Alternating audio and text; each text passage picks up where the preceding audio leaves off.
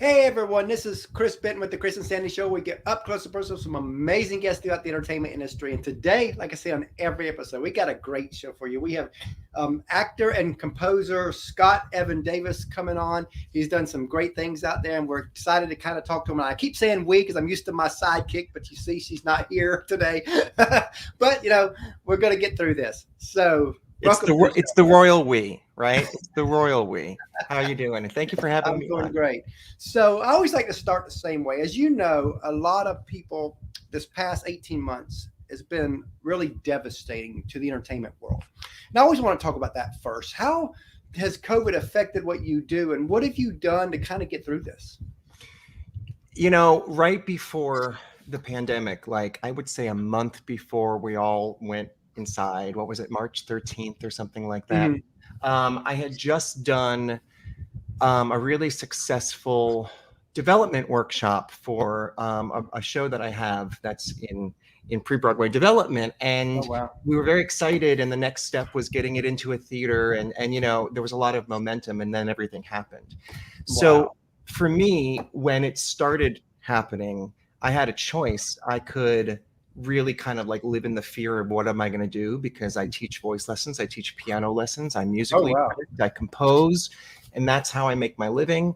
And I kind of obsessively for the first month just did crash courses in every technological thing that I could do so that I could switch to a virtual studio without missing a beat, so that I could, and then creatively I had to sort of do this to it, because it just wasn't an option. I mean, I had to survive and work. Yeah.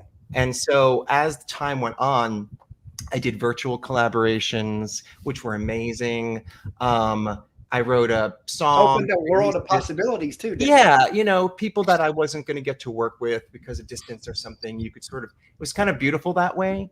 And I also worked for a company called Epic Players, and we moved all of our classes online. Oh, wow. And so, I'm very grateful to have kind of learned what I learned, because now that it's coming to the other side of it, a lot of that is carrying over. My students are still virtual just because it's more convenient. So a lot of good came from having to sort of rethink how you work. But creatively speaking, now my show is back up, and we're getting it into a theater next season, and it's exciting. But there was a time there where nothing was it was just anybody's guess. And I think now you can get the best of both worlds, because everybody's learned the technology. I think a lot Absolutely. I've already seen it art, as you know, through this whole pandemic, a lot of artists would have these online shows, pay like $5 and you attend the show. Well, now you can go do a show, set up your live stream, and still get that revenue from that, so that the world can be part of it too. That's exactly what I'm doing this weekend. I have shows at Joe's Pub on Sunday and Monday, and we're going to live stream it as well as have people in the audience. So, the universe works in mysterious ways sometimes. But that's like with us. We launched this show January of 2020. And our original plan, it's a couple months before COVID, our original plan was to do 100 interviews last year. And we thought if we could do that, that'd be a great foundation for the first year. And then COVID happens, and I'm watching everything get shut down. And I told Sandy, I was like, this could be our silver lining. This might be, we can't change COVID, but we have to find a way through it. And because of that, we stepped up our game and everything. We did over 300 interviews last year, and we're at over 460 now. Wow. Congratulations. That's a lot. But that's sort of what I mean. We just sort of you really just had a choice. You could either give in to acquiescing the fact that nothing was happening, or that, give in to the fear, or push yourself to sort of reinvent who you are and what you do, and still maintain your creativity in whatever way you could. And good for you. Love that. So, everybody would probably ask, when did you know you wanted to act and be a musician and all that? I would like to go deeper than that. When did it click that all this could be a career move for you? I mean, honestly, I feel like my life has been in such chapters that are so different from each other. When I was a kid, I wanted to be a professional bowler until I was 12, and truly, or a cartoonist. And then I found theater, and I sort of had this passion to be an actor, and that's what I spent most of my life doing. And I taught myself to play the piano when I was 12 because I really wanted to learn for whatever reason. And I just was always sort of really into it. And I went to performing arts college and performing arts high school. And up until I was 30, I was a professional actor, and that's what I thought I wanted to do. And then I wrote my first song when I was 30. And that was a very random, unexpected. I had no idea that was what was going to happen. I mean, it actually happened because of a dream that I had, and it's an interesting story. But I started writing at 30, and from then it was like, oh, I wrote my first song, and then everything else, the performing side of it, was sort of tucked away, and then I just wrote. And that's what my life became. And then until recently with, social media and TikTok and all that stuff, it's giving me more of a platform to maybe perform again or do things like that because it's part of me. But, I just feel like I can compartmentalize my life. And oh, that was my actor days. Oh, that's my composer, Wow. Yeah, that's just like, we struggle. I mean, I've been married 19 years now. We've done probably over 100 different business ideas that all failed. But like they say, it's not a failure, it's a learning lesson. Of course, there are no failures. Each thing taught us a little bit here, a little bit there. And so all of a sudden we get to this show in 2020, and I remember doing the very first episode. We had 2 guests on that day. And after it was over, I told Sandy, I found it. This is what we're supposed to do. and you love it. And it was funny because, here it is. I just turned 50 this year. So I guess I was 48 during that time. So, you just never know at what age something's going to click and you're going to be like, wow. I just turned 44 2 weeks ago, and I'm on TikTok. I mean, I didn't know what TikTok was in December. Do you know what I mean? And here we are. So, I mean, I think it's very funny because whatever you're supposed to do will sort of find you, I think, as you go. But everything before that just gives you what you need, for when you. Yeah, exactly. That's how I think about it. I mean, that's like in our 19 years of marriage, we, and again, this kind of led to the show. We just didn't know it, but we would be on the streets and I would end up in conversation with people. And I'm talking about strangers now, not people I know. And Sandy would know that if we're in a conversation 3 minutes, 4 minutes, and it gets even a little deep, we're there 30, 60 minutes. Yeah. I've done that thousands. We're calling in dinner. Yeah, exactly. And it's like I've done that thousands and thousands of times. Little did we know I would do that for this show. Well, it's the gift of gab. So, I mean, if what better thing than to have a talk show? Exactly. Makes perfect sense. So, you got a little show yourself, don't you? On TikTok? Well, I mean, I do. I go live every morning. I've been doing it for months now, from 9 to 10 a.m., like Eastern Standard Time. It started just because I was told that if you went live, you could engage or grow your following more, or pushes out content. But then I just started to love it. And I got to interview the psychic John Edwards, who had a show crossing over with John Edwards when I was a kid. But he was on TikTok, and he started following me, and he... we sort of communicated, and I ended up going live with him for an hour, and it just became something I really love to do, just like you. I mean, I could sit and talk to somebody for hours about anything. And I just sort of love the idea of waking up, checking in, and having people there just sort of communicating with me. It sort of grounds me in a weird way. I really like it. What's funny is I interviewed a friend of mine who also does a show like ours. His is focused more on boy band shows. Mm-hmm. And after the interview, I remember me and him end up talking, forgot all about the time. And it was like 3 hours later. We're just sitting there chit chatting. Yeah. Well, we have to cancel the last 2 interviews of the day. Yeah, it does happen. Like the hour for me, when I go on in the morning for an hour, I mean, it sort of just goes right by because I never know what I'm going to talk about. We talk about everything. But I read every comment and respond to everybody. And I think that's sort of just fun because people feel like they're connected to and validated in some way. Yeah, we got a TikTok with this, of course, at Chris Sandy's show, like everything else, but we've never done a TikTok. I guess I'm off the start. That's where you have to start. You have to do one. You should post clips of these, interviews to your TikTok. That's what I've been thinking about doing, to see how that does to get started and see where it goes.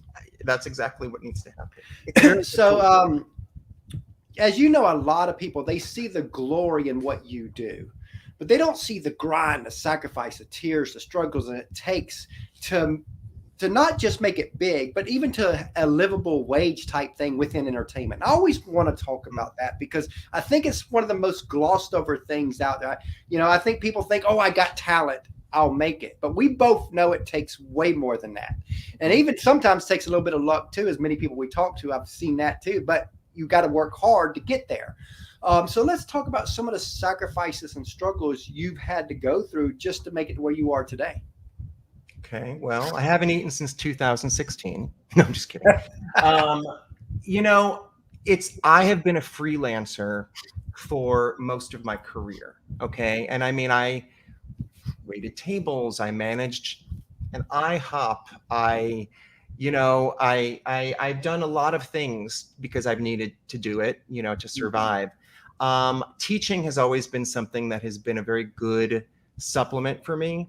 I've been teaching since I think I started teaching when I was 22. I fell into it, teaching theater, teaching piano, teaching voice lessons.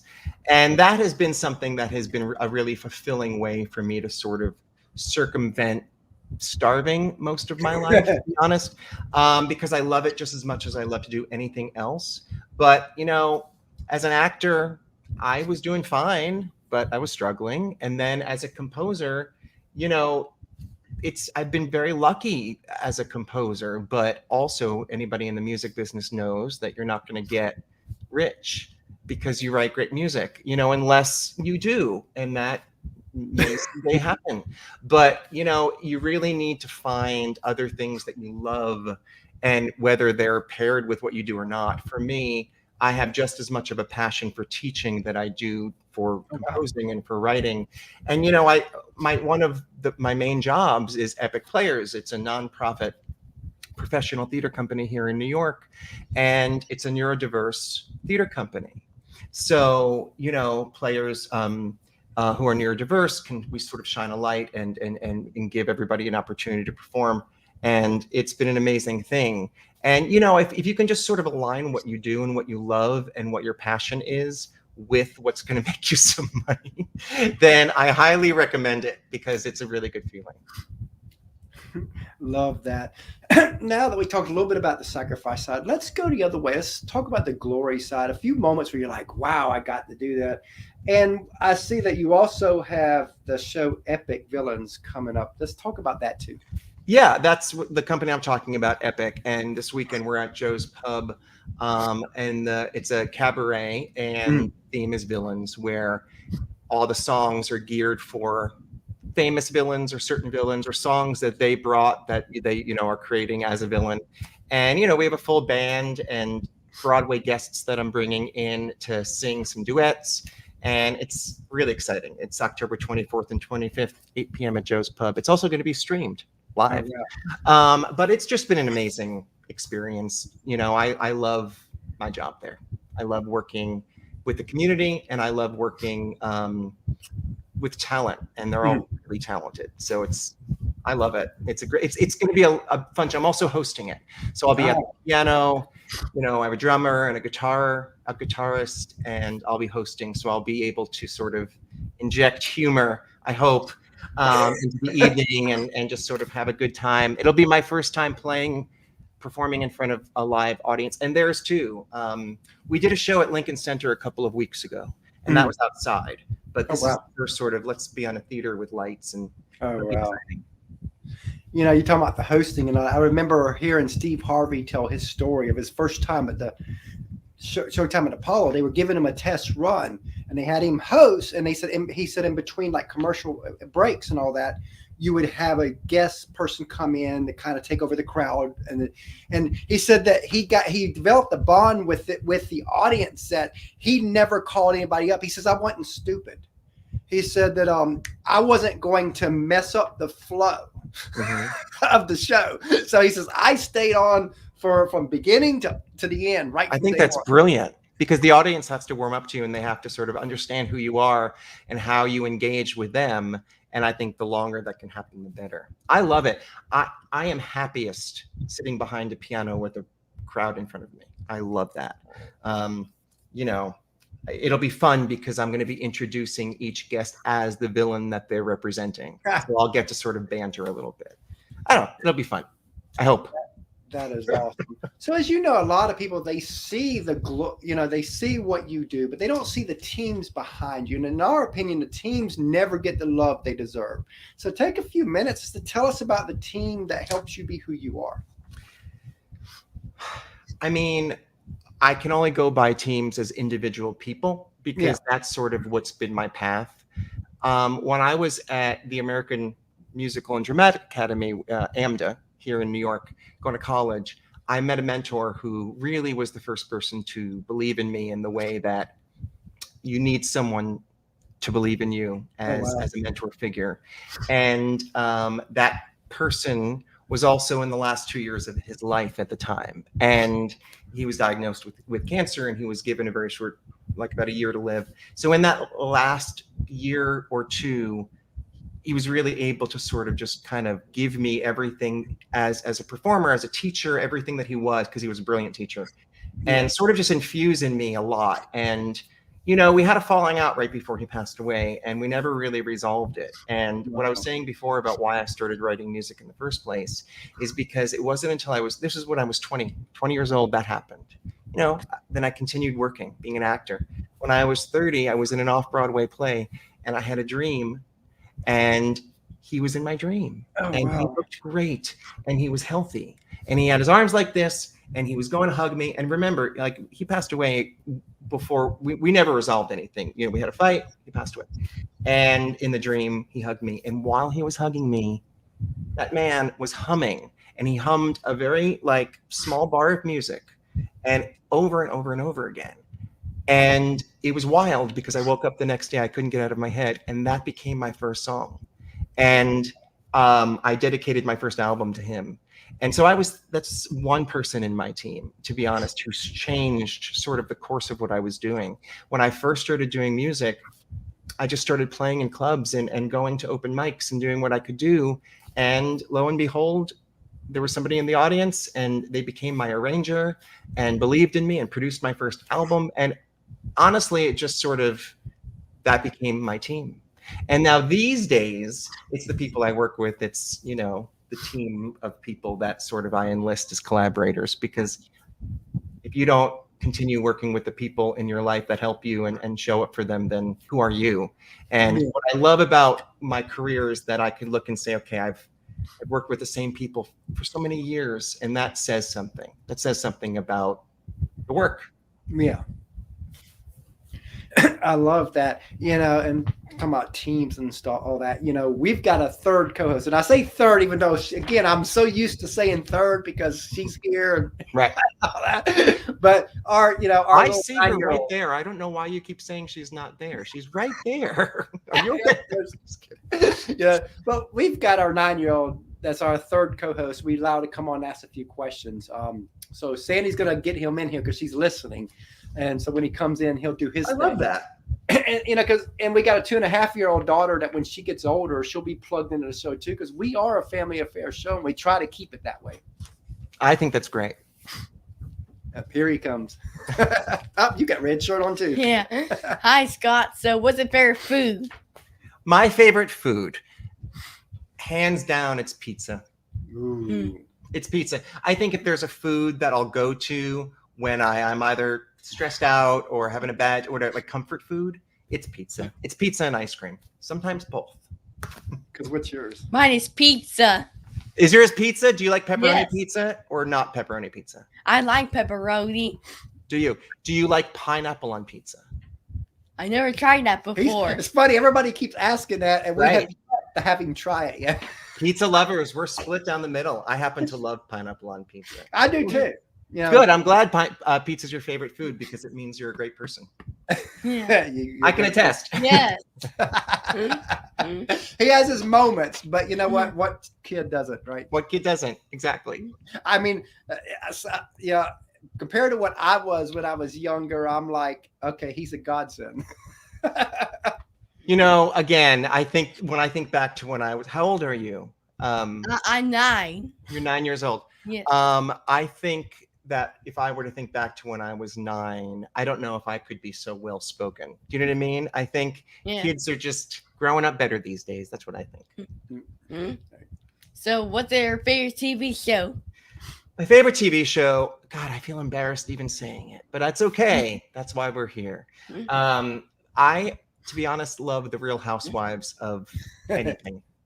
I will watch stupid reality TV until my eyes fall out. My wife and I are the same way. One of our favorites is Siesta Key. Is which one? Siesta Key. Oh, I actually haven't watched that one. But I mean, I just am really into a lot and sort of spooky stuff. I'm one of those people that can watch YouTube videos of like ghost paranormal stuff like before falling asleep and just, I don't know. I kind of like that stuff. What's your favorite? Mine is SpongeBob. SpongeBob. Did you ever see the musical SpongeBob? Yes, I have. Did you? Probably 1 or 2 years ago. A great show. Actually, a good friend of mine was in that show on Broadway, and she's singing at the Joe's Pub for us. Wow. It's a great show. Yeah. What's been cool with our show too is because we bring a lot of actors from Nickelodeon and Disney on a show. He's, he looks up to a lot of them, so he's been able to talk to a lot of people that he sees on TV. On his shows. And I love that. That must be so much fun for you. Do you love that? Yeah. Yes, I do. Yeah. My wife and I always joke was like, he has no idea what the privilege he has. I mean, one day he'll realize it, but right now this is just normal to him. Well, the good news is it's all videotape. You can play it back. Yeah. You know how good you had it? Watch this. Okay, so what's your favorite movie? My favorite movie. I wish that I had more time to watch movies, but I will say that my all-time favorite movie of all time, forever, always, forever, would be the last movie of the Harry Potter series. I think, I don't remember what the name of it is, but that part 2, the Deathly Hallows, I think. And then, of course, I have other movies like, that I love from when I was a kid, but that would be one I would think of. What's your favorite movie? Mine is the Minions movie. The Minions movie. Oh my God, it's a great movie too. You have good taste. Yeah. And the Minions, I tell you what, they have developed such a strong brand too. Whoever their marketing people are a genius. Is that a Pixar? What is that? It's who does those? Do you know who does the Minions and Despicable Me's? Isn't that Pixar? I think it's Pixar. Maybe. Yeah, pretty sure it is. Yeah, he knows more than I do. Yeah. Their marketing team is pretty good. Bye, thanks. Bye. It was really great to meet you, my friend. Have a great day.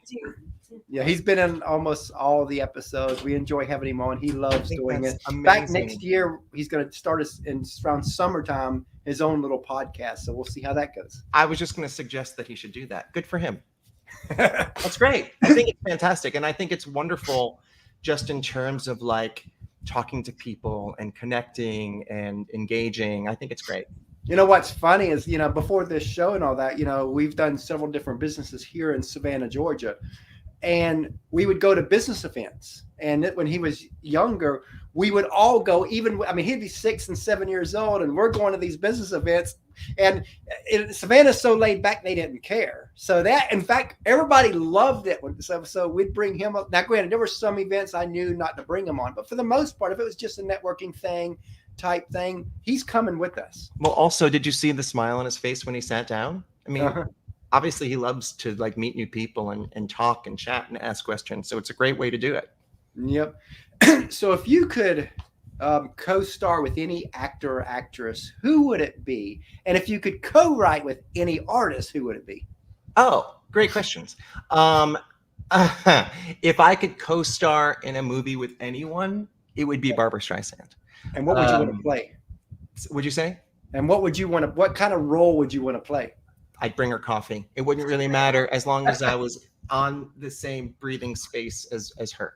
No, honestly, like, you know, she did this great movie, Guilt Trip, I think it was called, where she traveled from coast to coast with her son, like her grown son, and they were in the car. It's a great movie. It's a funny movie. So something like that. I mean, you know, I don't know.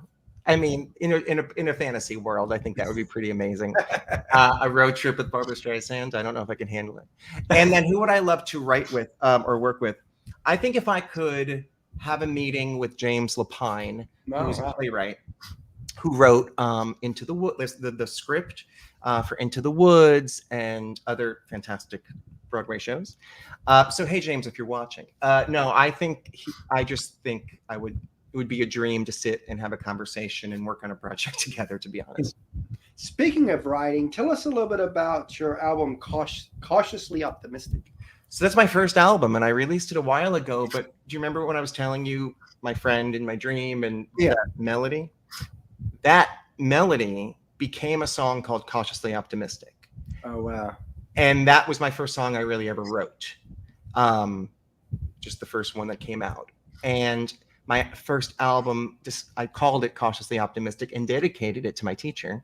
But it sort of was my first, I don't know, it just was the first thing that happened, and then other songs happened from there. So the album had some really, really fantastic Broadway performers on it. Liz Callaway and Faith Prince, and just some really fantastic performers. And I got to work with some Broadway legends that I couldn't believe were singing my music at the time. But yeah, that one will always have a special, and it's like one of the few songs that I've released that I sing, because normally I get Broadway people to sing my stuff. And there was a song I wrote called I Am, which is now a show choir song and like sung all around the world as a show choir piece, which I think is hysterical. But I sang it, and it was like the first autobiographical song that I wrote. But no, Cautiously Optimistic was my sort of calling card to the world and saying, here I am, I'm writing now. So speaking of Broadway, this probably has multiple answers, but what's a Broadway show you've seen or experienced, as they would say, that you wish you were in? As an actor? Yeah.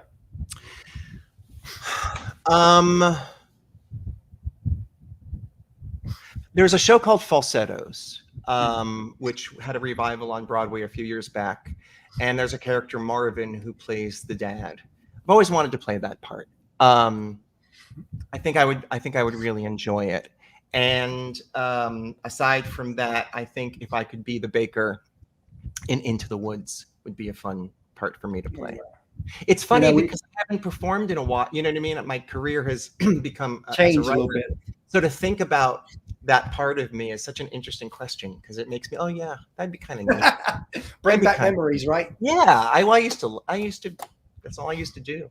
But yeah, those two things is what comes to mind. You know, we brought on Kurt Ella, who plays in one of the dads in the show Side Hustle on. And Lil Chris loves that show. And we watch it, and I'm sitting there like watching the dad. I'm like, I would love to play that part, because he. Wait, have you acted? Are you an actor? No, no. But it would just be, it's one of them things where he seems like he has so much fun. It's got to be a lot of, and when we had him on the show, he talked about how much fun that was. But yeah, it seems like so much fun, and and all that. So I think if you're in the right part with the right team, with the right material, it would be a blast. You know what I mean? I think I probably stand a chance to have a show I've written on Broadway faster than me being, cast with Barbra Streisand driving across country. But miracles can happen. Well, let's make it happen. Maybe listen, get her to watch this interview. Number? Where's my phone? So, what is the process? What is the auditioning like for you, whether it's Broadway or as an acting job? Well, I mean, when you're an actor, you audition. If you have an agent, you get called into an audition. If you go cold, you just show up and you audition. As a writer, it's a little bit different, I think. I just submitted a song, like my agent had asked me to submit. They were looking for this new Disney animated thing, and I had to write a song and submit it as an audition. So I mean, auditions change whatever profession you're in artistically, but as an actor, the goal is to have a really good agent that can get you in the room that you need to be in with the right people that you need to be in to be really considered. So I would say that. Back in 2015, we interviewed Kelsey Ballerini before she was Kelsey. And I always like to tell this story before I ask the guests the same question. But one of the questions we asked her was where she wanted to be in 5 years. The answer she gave us is almost to the T of what she's living 5-6 years later. So she knew where she was going. Where do you want to be in 5 years? Well, hold on. Yeah, she may have known where she was going, but maybe it's your power. Maybe there's some good omen. Let me think carefully. This is like a genie's wish now. I have to. Yeah, because then in 5 years we can use your story. I'm saying I have to be careful. It's like, well, all right, I've already had lunch. So 5 years from now, and it's really funny you should ask that because that is a question. So when you go live, I'm sure you know this, but you go live on TikTok, people can ask questions and comment and all that stuff. That question comes up.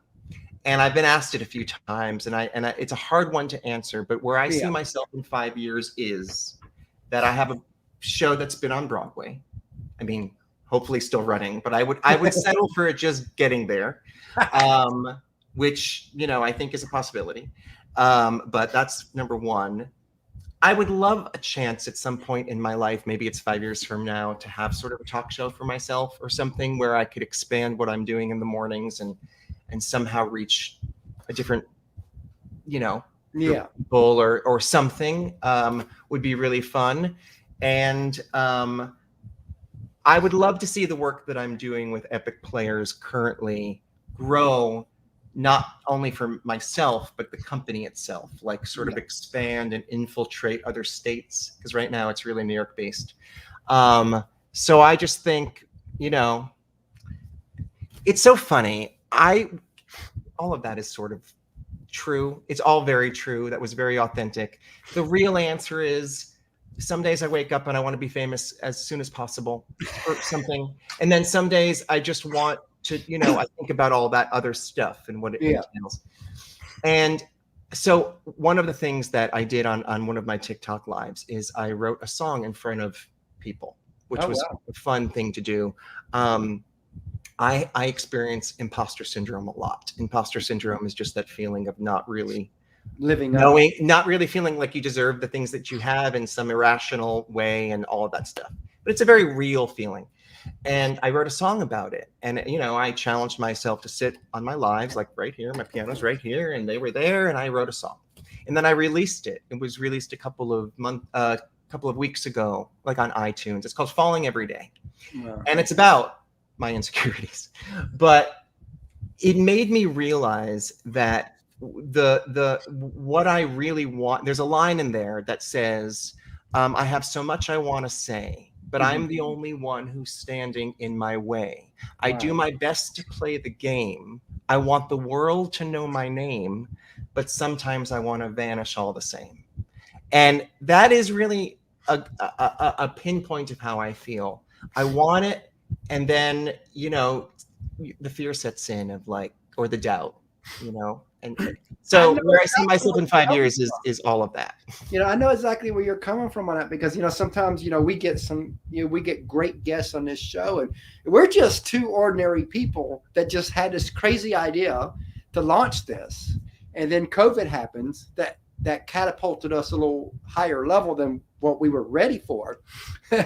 And so all of a sudden we're doing this show and we've got people like Sarah Evans, Randy Travis, Lee Bryce, Ed Asner. In fact, we were one of the last people to interview Ed Asner. Wow. Now, I don't know if we were the last because we interviewed him last November. So we may have been the last. I don't know what all interviews he's done since. That's amazing. But all of a sudden, all this is coming along. And it's like, I want to be a Bobby Bones show, a Kelly Clarkson show, or one day we're like a married couple on a TV daytime show because you don't see that.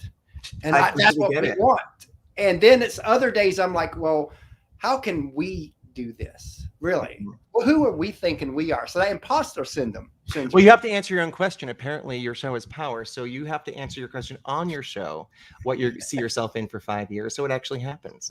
You know, it's interesting. One of the things that I do, and people ask me this a lot when they chime in with questions, is like, what do you do for your insecurity, or how do you stay motivated, or how do you stay creative? And one of the biggest things I do is I'm a huge journal guy.